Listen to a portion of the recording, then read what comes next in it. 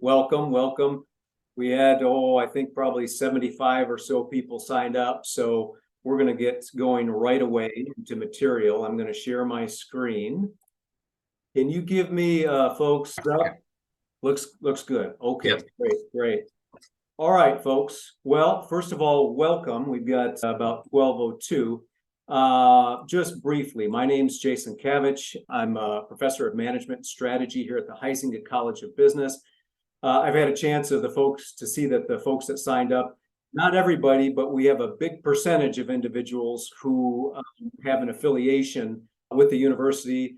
You're in school, you are a graduate here, alumnus, et cetera, et cetera. So welcome back. Good to see you. Good to see everyone. And so today we're going to talk about something called strategic governance. And let me jump in. The bio is in the email that was sent out. Historically, folks, my PhD is in strategic management. My dissertation was on shareholder activism. I have multiple publications in the area of corporate governance. I'm a certified director by the National Association of Corporate Directors. And so corporate governance and how companies are run are really what I enjoy studying, researching. I was a corporate banker and a management consultant in my private career before becoming an academic. Now, so corporate governance really, folks, is about how you direct and control a company. And let me give you some big statistics first to give you an idea. Globally, there are around 340 million companies on the planet. 340 million, that's a lot, right? And so let's bring it domestically. Obviously, NSU, we're based here in Florida, but we have a very global student population. But in the United States, we have 6,000 public companies and about 6 million private companies, right?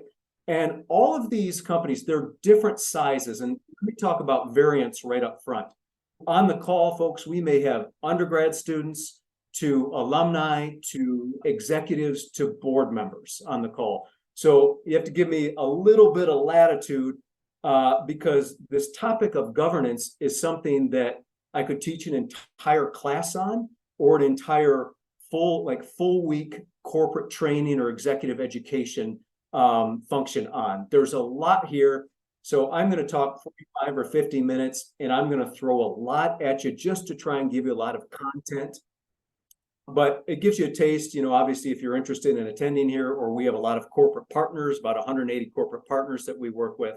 So that's kind of the broader context. So corporate governance, when I say it's directing and controlling a company, what's happened, it hasn't historically been nearly as strategic as it could be. So strategic governance is understanding the impact of governance actors. That means you know all the players that can impact your company or your organization on strategic decisions, right? So a slant on strategic decisions. The actors can impact your organizations in a number of ways. But strategy, and so I can tell you, and this isn't only what the research says, but this is in part with my affiliation with NACD, where it is often argued that the most important role that board members can play is being strategic partners with the CEO and the executive team, not auditors, even though auditing is a part of the board's function. So companies are grappling with how do they be more strategic in their governance. That's what we're going to talk about today. So let's go to the next slide. And so over here, this is a big kind of an academic model that we use, but it lists this. All these are actors that are external to a company, and then internal, we have people that are being paid by the company in some way, shape, or form. Board, top management team, employees. And over here are the 6 strategies.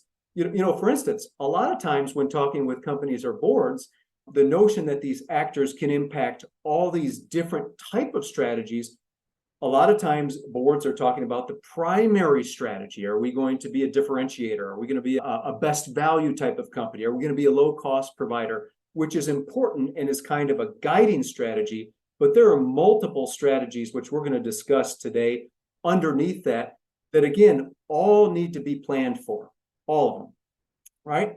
And so that takes a lot of planning. It takes time, effort, et cetera, et cetera. So what I'm going to do briefly here is first I'm going to talk about internal governance. And off this model, I'm going to briefly touch on each one of these items and give you some important things that the research says about them. And then we're going to shift into specific examples. I only have 4 slides, folks, 4 slides. I try to keep it simple, but they're packed with information, right? So my point is, I'm mentioning all of these board of directors, the board chair, board committees, all of them have deep bodies of research that basically we could spend an entire class session on. We don't have the time to do it, but I'm going to try and give you a lot of the high level information while we're at it. Okay. So a couple things. Great. So getting into this, folks, let's talk with the board of directors. And actually, here's the major takeaway I want you to have. If there's one, this is what I want. The most important question a company can ask is what is best for the long-term value of the company? That is the guiding star. What is the best long-term strategy for creating value out of the firm? And I mention that because number one, you're going to have all these different actors, the board, the CEO, employees, institutional investors, regulators, activists, who might have different ideas. So there's going to be some natural conflict there, right? But you're also going to have some of these actors that are interested in more short-termism, like activist investors, than long-term value for the company, right?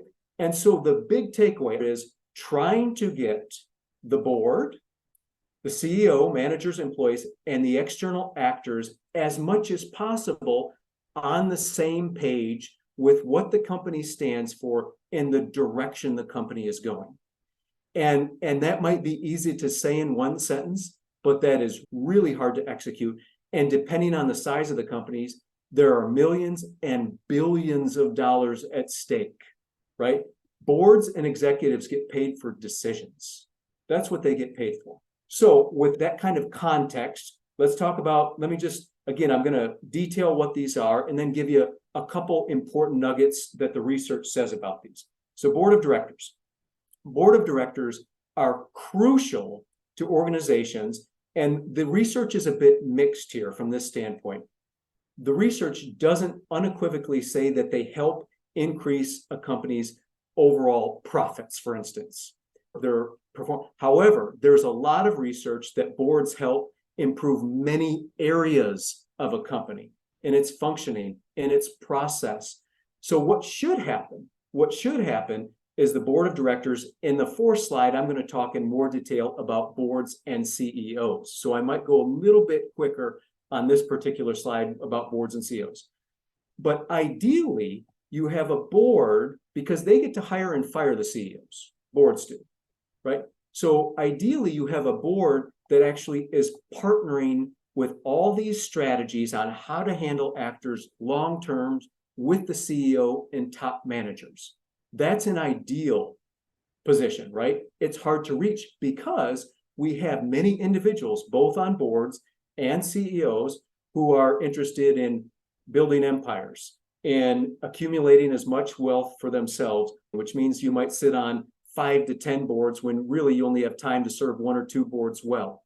There's a history of individuals, both at the board and at the executive level, of trying to steer companies towards what they want, right? What they want only, and how they can extract resources or notoriety or fame, etc., out of companies. Now, there are a lot of companies that don't do that. I'm just telling you this because it's challenging. And any experienced board members say that. Because here's a word they use. When a board is interacting with an executive team well, in terms of just overall planning for a company, they say it's like magic. That's the word they use, magic. But getting there can be very difficult because it is more complex to run a company because actors, which we're going to get to in a second, have all kinds of influence now that they didn't used to have. So the short here is the board chair is sometimes the CEO, sometimes not. The common feeling is that people feel better if you have an independent board chair, board member, from the CEO. The research does not unequivocally show that if you split those two roles, that the company will perform way better statistically. It doesn't show that, okay? However, if it's not split, you need to have a very strong lead independent director. Because here's the point, especially with public companies, folks, and I'll get to an international institutional things in a minute, which play a role, and this is part historical. One of the most interesting classes you can take ever if you're in business is the history of management. And I say that because a lot of things we see now, both whether it's in the States or abroad, are path dependent, basically on how history has helped, how the companies have evolved in those particular countries. So legal systems, the strength of your legal system, the strength of your financial markets, their transparency, all matter significantly, okay? The point I'm trying to say here is a lot of times the CEO has been glorified and vilified at the same time, but that they run the company their own. And if it's a public company, it's not. Let's be very clear. That's why you have to have a strong either independent director or board chair. Ideally, it shouldn't be haggling over the CEO being concerned about me being fired or not.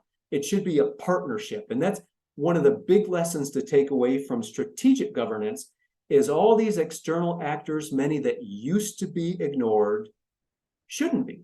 You should, at least as a company, attempt to engage them, attempt to partner with them, because good ideas, mark this, good ideas can come from anywhere. And that's one of the large strategies is what information can you extract from all these external actors that can help your company be better, right?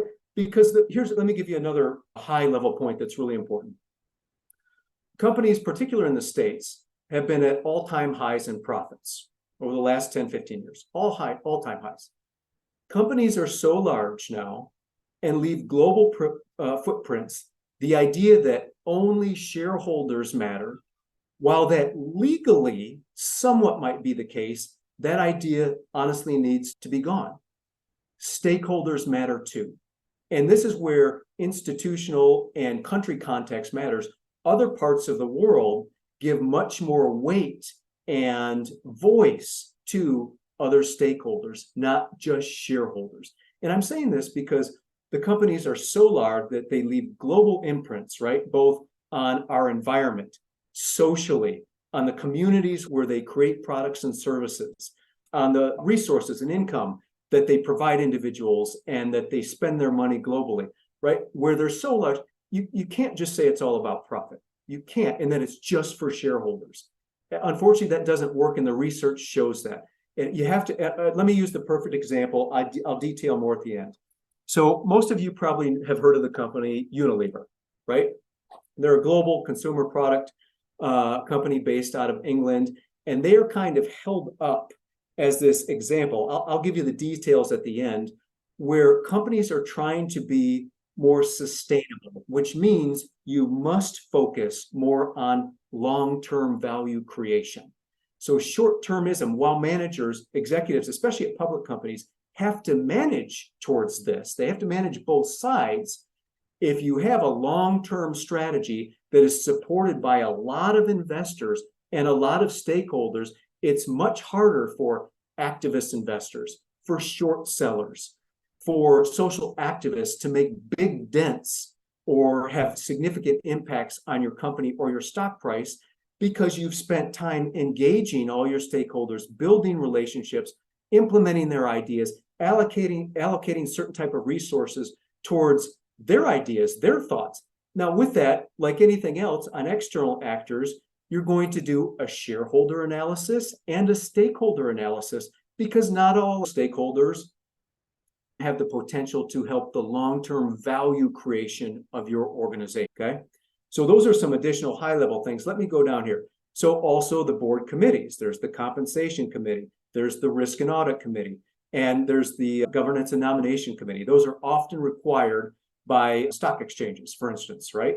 And they all play significant roles, but the idea is, how do we partner? How do we cooperate with the CEO who gets to be picked by the boards, with the top managers, right? And sometimes boards help select top managers, sometimes they don't. Here's a piece of advice for governance, strategic governance going forward. If you have a CEO who happens to be lean towards risk, they're okay taking risk. Well, it's not a bad idea to have a CFO who is a little bit more risk averse to balance. And I'm going to talk more about that on the last slide of building these diversified teams to help have a balanced approach to how you're going forward. Now, let me talk about employees, and then I'll jump over to external governance. Employees matter. Employees matter more than ever in terms of intellectual capital and human value. However, they're important now and should be treated well and given more voice because they didn't used to be. This is what I happen to teach strategic HR as well, strategic human resources. If you roll the clock back 100 years, depending if you're working in a professional environment where you go to an office or you're able to work from home, you work in air conditioning, you're working on a computer, or you're a student who does this, right? And you're focusing on ideas and how to create things, right? Well, now we have benefits, we have retirement programs, we have healthcare programs. If a person gets hurt on the job, if a person accidentally gets killed on the job, 100 years ago, those things did not exist. So us listening to employees, and this is a part of, here's an important note, our emphasis on just shareholders in the States, as an example, has significantly contributed to the wealth gap that exists in the United States. Now, it's not that way in different parts of the world, right? Where they'll have different motivators as far as they'll want to have, where the corporate governance might be, we want to keep more people employed. You might have state actors like China, right? Where you have very important political considerations that you have to have. So these are all things, if, for instance, that matters a lot in global strategy. But I'm bringing this up because, and this will be my final point on this, when you have, actually it's a nice dovetail here, institutional investors. Let's shift over here to external. Get this number. Institutional investors manage $100 trillion globally. I'm going to say that again. Institutional investors manage $100 trillion globally. If you're running a company or organization, wouldn't you want them to possibly invest in your particular organization? Well, most of you or a number of you might know who BlackRock is. BlackRock's the largest asset manager, at least in the United States, if not in the world. They manage about $6 trillion in assets. Well, this shift towards saying that unless companies have certain scores on employee satisfaction, on dealing with stakeholders, on dealing with environmental, social governance, they will not invest in you. So what happens if you can't get legislation, if companies won't do it by themselves, you can have institutional investors who manage $100 trillion say, you know what, we're going to require that your companies do this in part because they know it's good for long-term value creation. You either do it or we don't invest in you. And when you have the biggest asset manager, I think it's in the world, you can double check me on this. When you have the biggest asset manager saying that, all companies sit up and listen. Facebook, Google, Amazon, Alibaba, et cetera, around the world, okay? So institutional investors, and folks, here's a theme. A lot of these folks historically were ignored. They're not as ignored now. We've made a lot of progress in treating employees, right? How we treat employees, in listening to external actors. We have a long way to go, and companies have a long way to go in planning for it and how these actors can directly and indirectly impact your strategies. So let me go through here. I already talked a bit about institutional investors. So when they invest in your company, right, they have a lot of money to invest. You should listen to them. You should partner with them. You would think this would be a given, but historically it wasn't. Well, so what happens if an institutional investor, which not all activist investors are institutional investors, right? So you might have hedge funds or public pension funds.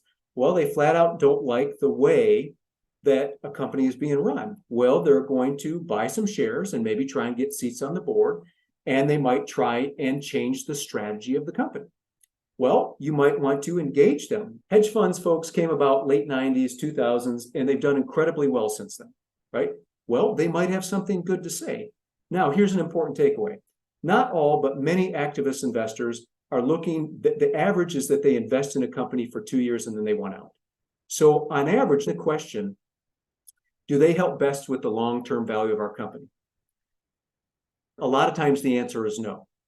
Okay. So you need to be mindful and have a strategy for dealing with that.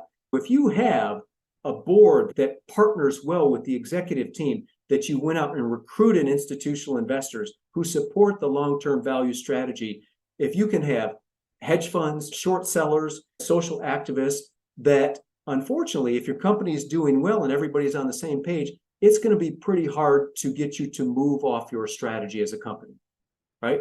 So that's kind of a giveaway of ideally what we're looking for. Proxy intermediaries are important. Those are folks like Glass Lewis and Institutional Shareholder Services. They're important for organizations to interface with because they make recommendations to institutional investors and activist investors. And a lot of times institutional investors will vote their proxy the way that these proxy intermediaries suggest. So you think you want to have a good relationship. Legal regulators, customers, suppliers, financial analysts, equity analysts, members of the media, CNBC, Bloomberg, social activists, right? A lot of times, not all of them, but a lot of times those folks were ignored, frozen out, not important enough. The internet has leveled the playing field a lot, right? So the big takeaway here, folks, is these are the actors in governance, in corporate governance. To be strategic, you have to have plans and strategies of how you're going to respond to these and try and partner or not. Because let me say this, it is important. If you have attempted to partner with a short seller, with a hedge fund, right, with a social activist, and they refuse, they don't like the way your business is being run, they refuse to participate, to engage, etc., then some of those strategies are, well, you continue to ignore them. Or you talk about it and you talk about all the good things and everyone who is on board with the overarching strategy in the individual strategy that you've selected. And you sell that to the general public, and you hope that the homework that you've done and all the work that you've done with the board and the executive team and all your other actors out here, that everyone agrees with you, right? Let's go to the next page. So what I'm going to do here, folks, is we're going to go through each strategy, and then I'm going to give you just one example from that particular strategy. If I were doing this for a semester-long class or executive education or corporate training, we would go in depth on how all the different actors can impact your corporate strategy and specifically what strategies you should take to react to those individuals.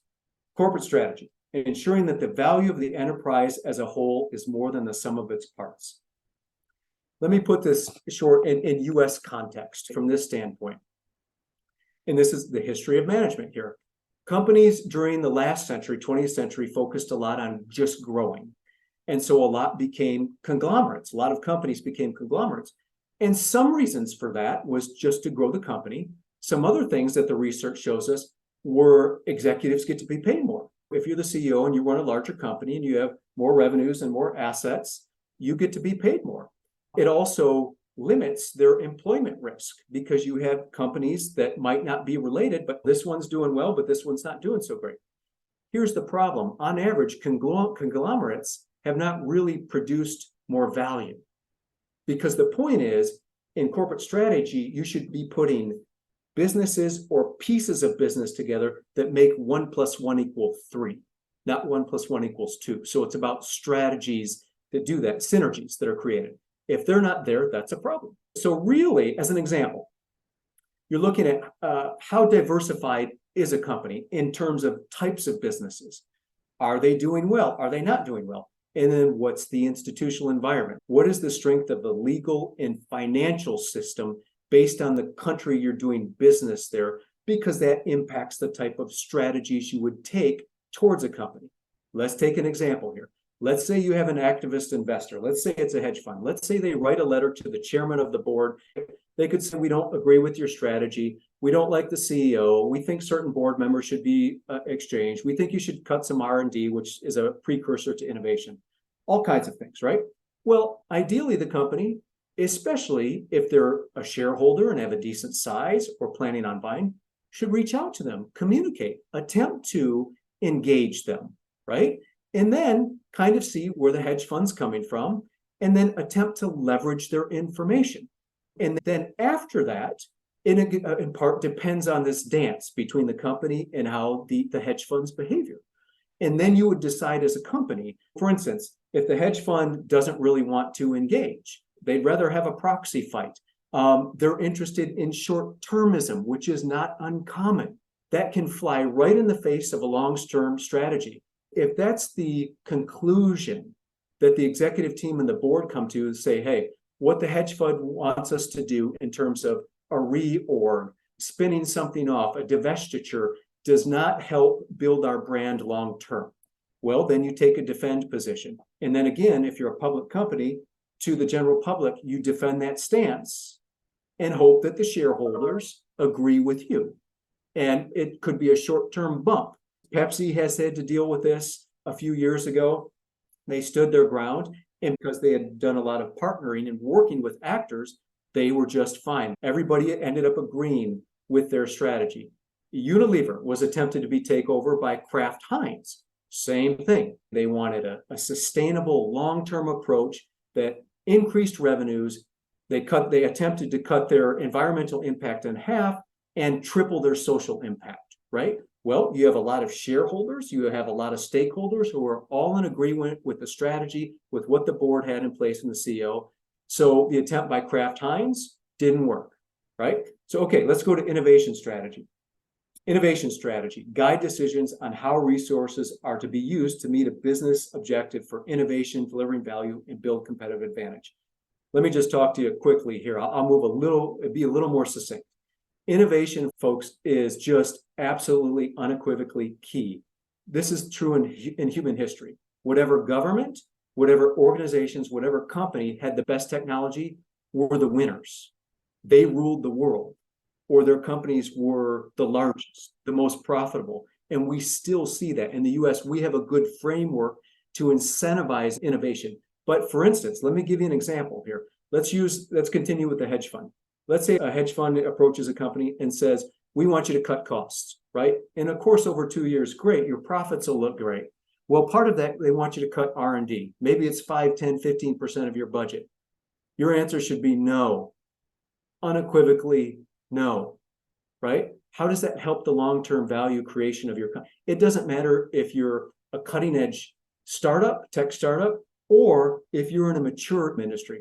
We are so less dependent on foreign petroleum because the advancements of technology that have helped us extract petroleum from the ground, and there's debates around that, of course, but the point is the US is much less reliant on the rest of the world for petroleum than we were 20 years ago, 30 years ago, all because of technology in a very mature industry.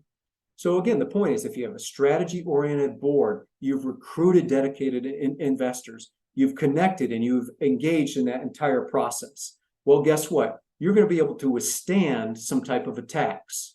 Competitive strategy, how a firm competes with its rivals in product market competition. A question to ask in all the actors that we looked at on the previous slide. Are they providing any resources to your company? Are they shareholders? Are they somehow providing intellectual capital? Yes or no? That would be very impactful, like in a stakeholder analysis, because you have to consider what position are social activists, what position is the media taking, what position is a financial analyst taking. For instance, with Unilever, they had to withstand equity analysts saying, you're overinvesting, your costs are out of control. I'll give you the hardcore details at the end of how that turned out after a 10-year period for Unilever. Are the actors on the previous page looking for engaged long-term relationships with your company, or are they just looking for transactions? And let me put it this way. If an organization is looking to be more transactional with your company, they're looking predominantly to extract resources from you. They're trying to extract money, right? And that can be in terms of institutional investors, right? That can be in terms of, well, an example, right? But for instance, short sellers. And I've kind of given an example of this already. So short sellers, what they do in short is they borrow other people's stock. They think a company's stock is overvalued, and they are betting that the company is overvalued, right? So what they'll do, they'll go to conferences, they'll write white papers, they'll go on CNBC, on Bloomberg, and they'll say the company's being mismanaged. They need a different CEO. The board hasn't executed well, et cetera, et cetera, et cetera. Well, what type of job have you done years past on building relationship with actors so that people are on board with the strategies, plural, that you have in place? Because if your performance is there or pretty decent and you've built those relationships, you'll be fine. If you haven't, you'll be in trouble. Okay, let's keep going to the next slide.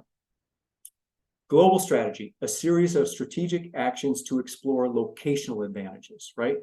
The short is, if you're looking to expand, are there places that you could globally run your business and help grow it, help increase revenues, help reduce costs? An example of this, the United States has outsourced all types of jobs as far as assembly of certain type of products, of making clothing, just as an example, to other parts of the world where they can pay the labor force a lot less, okay? Well, sometimes it helps those people prosper in those countries. Sometimes there are abuses. We've learned through the pandemic that supply chain issues can be a problem too. So when you're considering global strategy and all the actors, you have to ask, are the resource provisions, are any actors giving us or helping us here? What is the risk tolerance that we have as an organization? Like, for instance, state ownership. Let's say you want to expand into China. Well, China basically requires that they have to have a certain percentage of your particular company. And so you have to decide whether you can leverage the information and what you're going to gain, sales, information, reduction in cost, and balance the risks of partnering over there, because obviously you're going to be giving away some of your processes, some of your intellectual capital, some of your capital in general. Those are the things that you have to consider. Stakeholder strategy, and I've talked about this a bit already. Invest in and engage non-shareholder stakeholders. Folks, if there's one to highlight, this is not just the flavor of the month. This is important. And it's important not just globally, it's important in the States, right? That stakeholders in general can't be ignored, shouldn't be ignored, should be engaged. Is it going to cost your company a little bit more to engage and monitor with all these actors? Yes.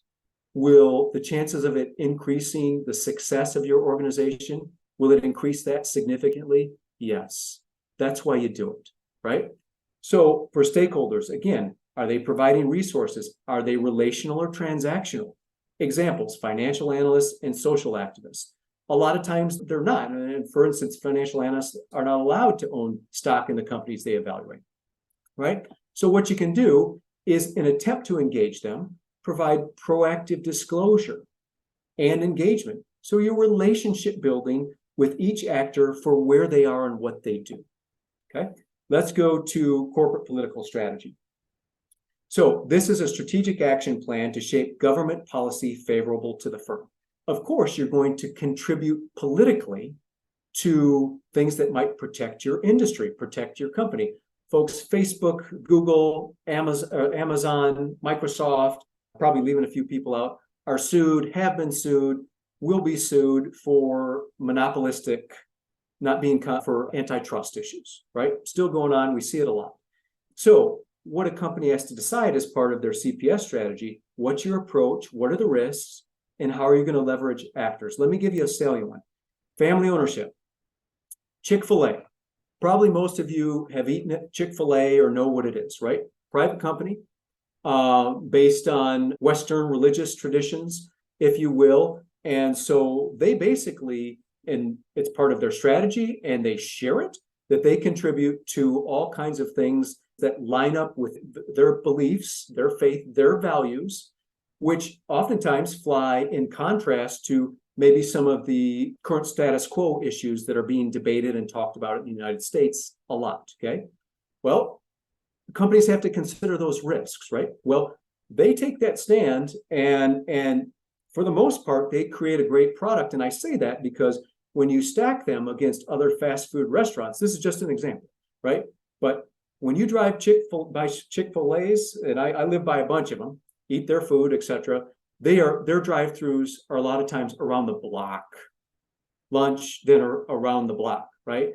And so so a company has to choose, okay? So just for time's sake, all right, I got about, 5 to 10 minutes, and then we'll take some questions. Now, so that's me going fast through a lot of things that we could cover, again, much more in depth. Let's talk about strategic governance into the future. For your corporation, for your organization, let's talk about building. A couple things: build, manage, engage, focus. And I think I mentioned, if I didn't on the first page, a lot of this work is based on a recent strategic book by Sheehan Hoskinson, 2021, where they did a good job of compiling a lot of the academic research on how corporate governance can be more strategic, okay? And so a lot of us, like myself and other academics, are researching in this area or building off these ideas or some of the frameworks that they're putting forth. One, building director selection. Building a board must be diverse, and that's diversity of lenses too. Gender, ethnicity, you want industry experience and those without industry experience. What's happened at a lot of public boards is the CEO is the only insider on the board. Research is showing that's a problem. My suggestion is that you actually have 2 or 3 insiders, CEO, CFO, COO, because you don't want this massive information asymmetry between board members and between your top managers, right? You need that expertise in the boardroom. But also, for instance, like artificial intelligence, cybersecurity, or I can tell you this is discussed in NACD meetings all the time by board members, right? So, but you need a diverse complementary team for your business, for your industry. Okay, managing into the future. Attract, engage, retain high quality shareholders based on the plan that you're putting together, and you should actually solicit the opinion of your shareholders and recruit shareholders that say, hey, we want to invest in that type of business. It gives you comfort, it gives you strength, it increases your likelihood of success as a company. Okay, engage. Disclosure to stakeholders and engaging stakeholders. I went in depth on this, folks. Other countries and other parts of the world are much better at that than us in the United States. We're getting better, but it isn't just engaging them. Part of them is compensation, sharing some of those profits. Yes, we have market demands, of course, right? But there's a lot of research in HR where compensation is purposely trying to be driven down, a lot of it, okay? Focus. CEOs focus on creating long-term value, okay?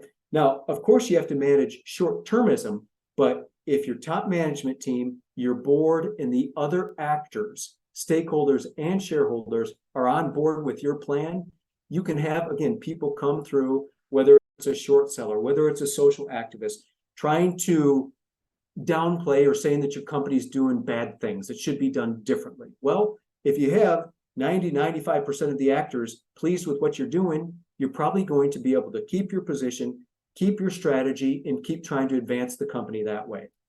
Let's go over here and talk about, excuse me, recommendations for boards. Understand executives being hired. And there are a couple ways you can do this. One, we tell people who we are when we talk, right? So literally listening to the verbal communication that candidates have had for years and are writing, right? Also, there are assessments. So I happen to be certified in Hogan assessments. It's the leading predictor in the world. 10 million people have taken the assessment. It's the leading predictor for workplace performance, how well individuals and leaders are going to do in their roles. I mentioned this a little bit earlier, designing complementary teams. This is true at the executive and board level, okay? Because part of the problem, both with boards and executives historically, that they've been way too homogeneous. Not enough insight from parties, from voices that matter, all different types of shareholders and stakeholders. Third, monitor events that change executive motivation. These are more significant events. If you're a member of a board and you have a tragedy occurred in the company, right? So let's say maybe there's violence in the company or a board member passes away. You need to see how those will impact, especially your CEO, because there is significant research on, for instance, politically CEOs that are more conservative versus more liberal-minded, and the impacts that events can have on them and how they lead and allocate resources. Executives, last part here, folks. If you are an executive, aspiring executive, retiring executive, understand your biases. You should want to be assessed. I've taken the Hogan, I've been assessed. If companies can afford it, have executive coaching so that individuals can learn about their blind spots, really. Okay. Second is manage external perceptions. This isn't really a new or revolutionary point here, but the point is a lot of times it's not done. And that's all part of strategic governance, right?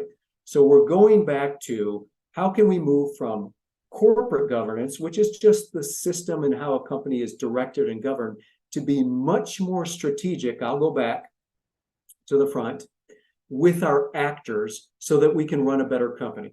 And I mentioned Unilever. Let me give you the hard statistics on that. They had a CEO named Paul Pullman from 2009 to 2019. This will be my last part. So, as I mentioned, they developed something called the Sustainable Living Plan.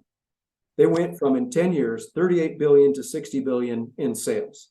Okay, their strong shareholder returns over that time period was 290% to their shareholders. A couple other statistics, then I'll wrap it up. I already mentioned that they staved off equity analysts and Kraft Heinz trying to purchase them.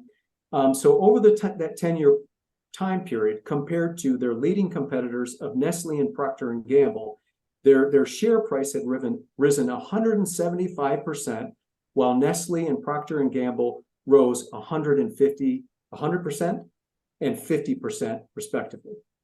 So they're held up as the standard for how you can build a long-term sustainable organization and have a positive impact on the world.